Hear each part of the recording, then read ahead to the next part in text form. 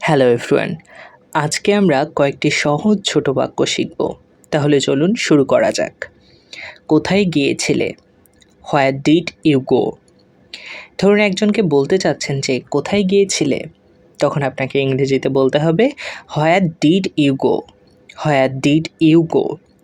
যেহেতু পাস্টের কোনো আমরা কথা বলছি যে কোথায় গেছিলে, সেজন্য আমরা বলবো হোয়ার ডিড ইউ গো। কি খেয়েছো? What did you eat?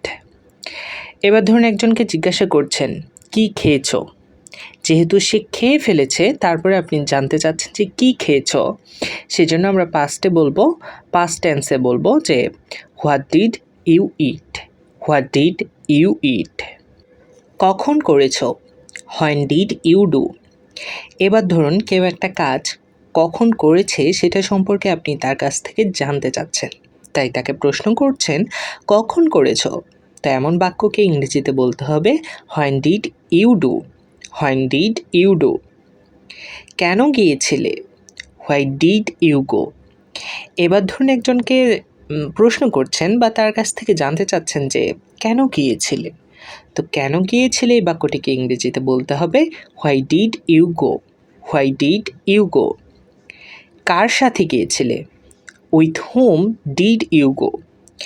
এবার ধরুন তাকে আপনি জিজ্ঞাসা করছেন যে কার সাথে গিয়েছিলে, তাহলে আপনাকে বলতে হবে with whom did you go. With whom did you go. আমি যাইনি, আই ডিড নট গো। এবার ধরুন একজনকে বলছেন যে আমি যাইনি, তাহলে আপনাকে ইংরেজিতে বলতে হবে I did not go. I did not go. আমি গিয়েছিলাম, আই ওয়েন্ট। আমি গিয়েছিলাম বলার ক্ষেত্রে ইংরেজিতে বলবেন আই ওয়েন্ট। এবার আপনাদেরকে আমি কয়েকটি কথা বলতে চাই যে অনেকেই মনে করেন আমার ভিডিওগুলো এত ছোট কেন।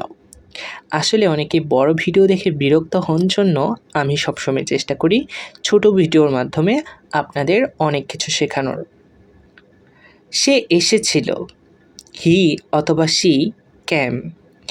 এবার ধরুন আপনি একজনকে বলছেন যে সে এসেছিল, সে দ্বারা যেহেতু ছেলে মেয়ে দুইজনকেই বোঝানো হয় বাংলার ক্ষেত্রে, সেহেতু ইংরেজির ক্ষেত্রে আমরা যদি ছেলে হয় তখন ব্যবহার করব হি, আর যদি মেয়ে হয় তখন আমরা ব্যবহার করব শি।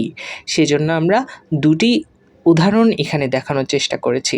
তা আপনি যদি ছেলের ক্ষেত্রে বলেন তাহলে হি বলবেন, আর মেয়ের ক্ষেত্রে হলে শি বলবেন। তাহলে সে এসেছিল হবে হি অথবা শি ক্যাম। কেউ আসেনি, নো ওয়ান ক্যাম।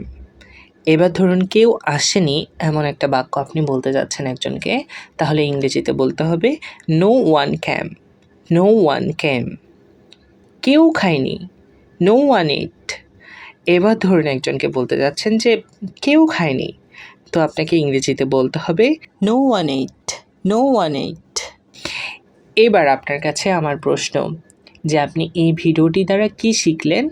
যদি কিছু শিখে থাকেন, যদি আপনার কিছু উপকারে এসে থাকে, তাহলে অবশ্যই সেটা কমেন্ট করে জানাবেন এবং সাথে দুইটা সেন্টেন্স বানানোর চেষ্টা করবেন। আর আমার চ্যানেলটিতে প্রথম এসে থাকলে অবশ্যই সাবস্ক্রাইব করবেন এবং সবার সাথে শেয়ার করবেন। তো দেখা হচ্ছে পরবর্তী ক্লাসে। ততক্ষণ পর্যন্ত সবাই ভালো থাকুন, সুস্থ থাকুন। আল্লাহ হাফেজ।